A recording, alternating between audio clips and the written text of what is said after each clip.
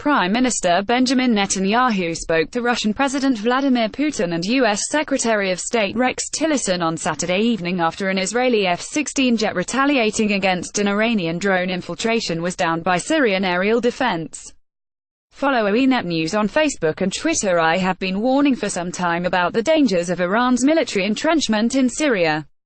Iran seeks to use Syrian territory to attack Israel for its professed goal of destroying Israel, Netanyahu said at a press conference Saturday evening. This morning, Iran brazenly violated Israel's sovereignty. They dispatched an Iranian drone from Syrian territory into Israel, he said. This demonstrates that our warnings were 100% correct. Israel holds Iran and its Syrian hosts responsible for today's aggression.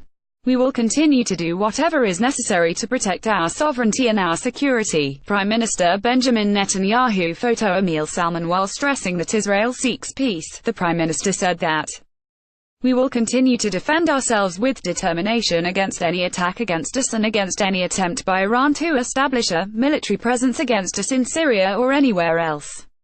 On his conversation with Putin, the Prime Minister said, I reiterated to him our right and our duty to defend ourselves against aggression against us from Syria territory. We agreed the security coordination between our armies will continue. About his talk with Tillerson, Netanyahu said, I spoke to the American Secretary of State about the developments of the last 24 hours and additional developments in the region.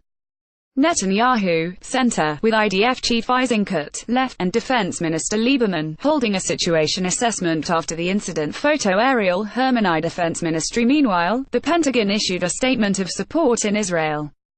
Israel is our closest security partner in the region, and we fully support Israel's inherent right to defend itself against threats to its territory and its people, Pentagon spokesman Adrian Rankine-Galloway said.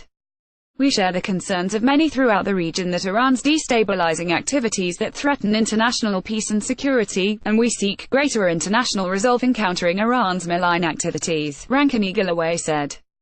Rankine-Galloway also stressed that the Department of Defense did not participate in this military operation. Immediately following the incident, Israel sought Russia's urgent intervention to prevent further escalation on its northern frontier, making it clear to the Russians it considered all of its warnings of Iranian entrenchment in Syria to have come to pass. The Russians were also told that once again, as predicted by Israel, Iran was destabilizing the region, counter to Russia's own interests. Moscow, for its part, said it was seriously concerned by the latest developments in Syria and called on the sides to exercise restraint and avoid an escalation of the situation, the Russian Foreign Ministry said on Saturday. We urge all sides to exercise restraint and to avoid any actions that could lead to an even greater complication of the situation, the ministry said in a statement. It is necessary to unconditionally respect the sovereignty and territorial integrity of Syria and other countries in the region. Reuters contributed to this report.